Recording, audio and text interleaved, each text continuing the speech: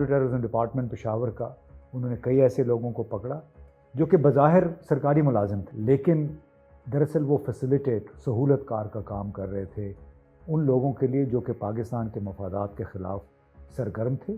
Sleeper cells आम तौर पे इससे मुराद वो लोग या वो ठिकाने लिए जाते हैं जो बज़ाहिर किसी को मालूम नहीं है, खामोशी से अपना काम कर रहे हैं, चाहे वो दहशतगर्दी तखरीबकारी का काम हो, उसकी मनसूबाबंदी हो या फिर रिक्रूटमेंट हो, तो आम तौर पे उसको स्लीपर सेल कहा जाता है।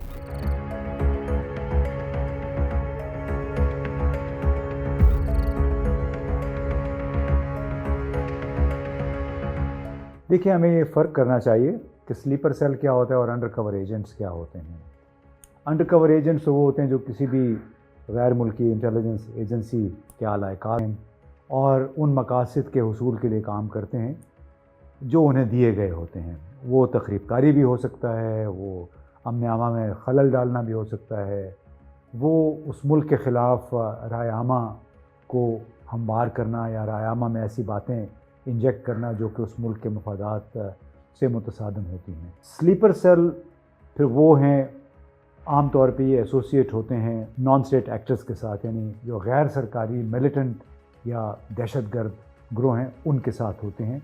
और ये वो लोग हैं जो बाकायदा तरबियत याफ्ता होते हैं। इनको तरबियत के बाद मुख्तलिफ़ शहरों में भेज दिया जाता है मखसूस टास्क्स दे के, यानी उनको फरीज़ा उनके हवाले कर दिया जाता है और कह दिया जाए आप जाएँ, जाके अपनी मंजिल पे पहुँचें और हमारे अगले अहकामात का इंतज़ार करें। ये उनका बुनियादी फरीज़ा है।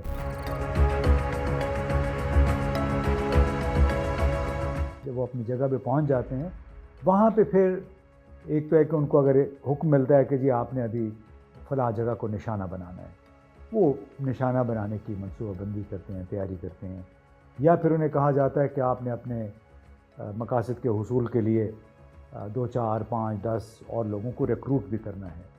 ये फिर लोगों को रिक्रूट भी करते हैं, अपने साथ मिलाने की कोशिश करते हैं। एक नौजवान को जानता हूँ जो ख़ुद शिकार हुआ मस्जिद के ज़रिए एबटाबाद के इलाके में, और फिर वो जब वापस आ गया तरबियत के बाद, तो उसको ये फरीज़ा दिया गया कि अब आपने लोगों को रिक्रूट करना है। और उसका काम भी यही था कि वो सुबह दोपहर शाम मस्जिद जाता था, जहाँ पे उसको लगता था कोई ऐसे जवान नौजवान हैं जो परेशान लगते हैं, आइडेंटिटी क्राइसिस का कोई शिकार होता है या कोई डिप्रेशन का शिकार होता है, तो ये उस किस्म के लोगों के साथ जाके ताल्लुकात बढ़ाते हैं, गपशप करते हैं और फिर आहिस्ता आहिस्ता उनको ये अपने मकसद की तरफ लेके आते हैं। तो ये बुनियादी काम होता है स्लीपर सेल्स का।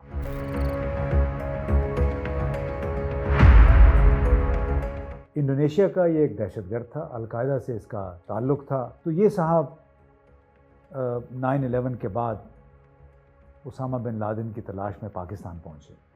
पहुँचते पहुँचते 2011 के शुरू में एबटाबाद भी पहुँच आया। यहाँ पे ये जिन साहब के घर फाइनली उसने पनाह ली, वो लोग थे जमात इस्लामी से उनका ताल्लुक़ था, और उनका एक बेटा था जो कि दरअसल अलकायदा का ऑपरेटिव भी था, इंजीनियर भी था, तालीम भी उसने मुकम्मल कर ली थी, लेकिन इस अंदाज़ में उनके घर तक पहुँचे जैसे वो अजनबी थे और सर्दी में ठिठर रहे थे रात को। और उसका बड़ा भाई गया जिन साहब के घर पे थे, तो उन्होंने देखा कि ये बिल्कुल कमज़ोर से लागर से हैं, उन्होंने उनको पनाह दे दी। वो कुछ दिन तक फिर वहाँ पे रहे।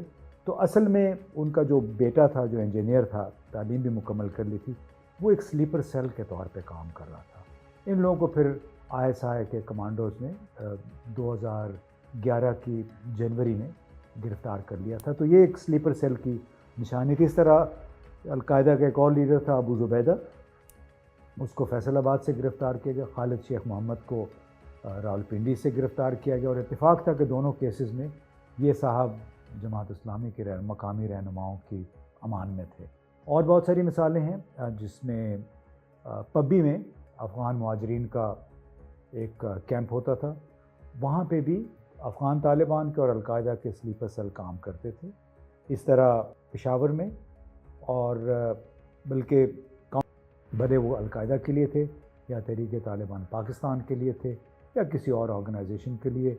बाकी आपको मालूम है پراکسی ٹیررزم بھی یہاں پہ ہوتا رہا ہے، اس کے لیے بھی سلیپر سیلز خاص طور پہ کراچی میں سرگرم رہے۔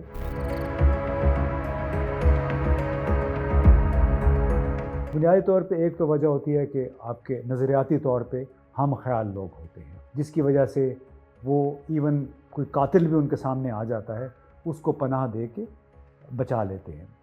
کچھ لوگ ہیں وہ انسان دوستی میں دہشت گردوں کو قبول کر لیتے ہیں، یہ ہم نے دیکھا سوات میں بہت ہوا 2008 9 10 کے دوران، بلکہ بہت دور جانے کی ضرورت نہیں، ہم اسلام آباد میں دیکھ لیں، یہاں پہ لال مسجد تھی 2007 10 جولائی کو جہاں آپریشن ہوا یہاں پہ، یہ بھی سلیپر سیل کی ایک شکل تھی، کیونکہ یہاں پہ القاعدہ کے لوگ چھپے ہوئے تھے۔ اب بار بار کی ہدایت کے باوجود، رپیروں کے باوجود، انہوں نے ان دہشت گردوں کو یا القاعدہ کے آپریٹرز کو سیکیورٹی فورسز کے حوالے کرنے سے انکار کیا، جس کی وجہ سے پھر 10 جولائی کو وہاں پہ آپریشن کرنا پڑا۔ لیکن سلیپر سیل کی ایک بہت بڑی یہ مثال تھی، اور اس میں کیا تھا، ایک تو چونکہ نظریاتی طور پہ ایک ہی سوچ کے لوگ تھے، پھر جو ہم نے پشاور اور سوات جیسے علاقوں میں، ایون وزیرستان کے علاقوں میں دیکھا، وہاں پہ تو پشتون ولی کی وجہ سے بھی سلیپر سیلز فنکشن کرتے رہے، کیونکہ پشتونوں کی ایک روایت ہے کہ آپ کے گھر رات اگر کوئی دستک دیتا ہے تو آپ اس کو پناہ دینے سے انکار نہیں کر سکتے۔ اب اس چکر میں ہوتا یہ تھا کہ جتنے بھی لوگ آن دا رن ہوتے تھے، بھاگ رہے ہوتے تھے قانون سے، سیکیورٹی فورسز سے، وہ ان کو جب کہیں بھی آئیڈیا ہوتا تھا کہ یہ مقام فلاں صاحب یا فلاں گھرانہ جو ہے ان کو پناہ دے سکتا ہے، رات کے اندھیرے میں آ کے وہ دروازہ کھٹکھٹا کہتے کہ میں مسلمان آپ کا دوست ہوں، مسلمان مجاہد ہوں، مجھے پناہ چاہیے۔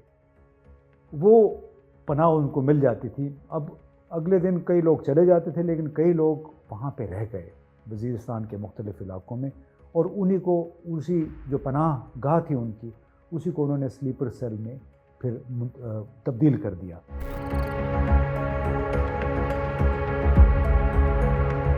اگر ہم پاکستان میں سلیپر سیلز کی بات کریں تو پاکستان کو گزشتہ 15 برسوں کے دوران بہت مشکل صورتحال کا سامنا کرنا پڑا ہے۔ اس کی وجہ یہ تھی کہ وزیرستان میں، بلوچستان میں بے شمار ایسے مدارس تھے، ایسی مساجد تھیں جہاں پہ لوگوں نے پناہ لی ہوئی تھی، دہشت گردوں نے۔ ان دہشت گردوں کا تعلق انڈیا سے بھی ہو سکتا ہے، بھارت کے ساتھ، یعنی بھارت کے ساتھ بھی ہو سکتا ہے، کسی اور کے بھی اعلی کار ہو سکتے ہیں۔ وہ آ کے پناہ لیتے تھے وہیں پہ، ان کے انسٹرکشنز پھر آتی تھیں باہر سے، افغانستان سے آتی تھیں یا انڈیا سے آتی تھیں، اور پھر وہ یہاں پہ آ کے اپنے جو منصوبے تھے اس پہ عمل درآمد کرتے تھے، جو ہم نے 2007 جولائی کے بعد 2011 تک دیکھا کہ ہر سال، پہلے سال میں 2007 میں کوئی 37 خودکش حملے ہوئے، اس سے اگلے سال 57 ہوئے، اس سے اگلے سال 2009 میں کوئی 90 خودکش حملے ہوئے، پھر 2010 میں تقریباً 110 خودکش حملے ہوئے۔ یہ تمام کام ہوتا تھا سلیپر سیلز کی وجہ سے۔ لوگ چھپے ہوتے تھے، منصوبہ بندی کرتے تھے، مال و اسباب اکٹھا کرتے تھے۔ خود ہمارے کاؤنٹر ٹیررزم ڈپارٹمنٹس، ہماری انٹیلیجنس ایجنسیز، پولیس فورسز کے اندر بھی ان کے سہولت کار موجود تھے، جس کی وجہ سے بہت مشکلات کا سامنا کرنا پڑا۔ لیکن اب شکر ہے کہ کافی حد تک جو ہمارے صوبوں میں کاؤنٹر ٹیررزم ڈپارٹمنٹس بنے ہیں، اس کی وجہ سے کافی حد تک مسلسل یہ بے نقاب ہوتے رہتے ہیں، کہیں نہ کہیں جا کے ان کو لیڈز ملتی ہیں ٹیلی فون انٹرسیپٹس کے ذریعے، اور ان کو اب کلا کمال مکمل طور پہ تو ناممکن ہے، کیونکہ جب تک پاکستان کے چاہنے والے ہماری سرحدوں سے باہر موجود رہیں گے، اس وقت تک پاکستان کے مفادات کے خلاف یہ جنگ جاری رہے گی۔ لیکن بہت حد تک میرا خیال ہے کہ ہماری انٹیلیجنس ایجنسیز نے، کاؤنٹر ٹیررزم ڈپارٹمنٹس نے اس پہ قابو پایا ہوا ہے۔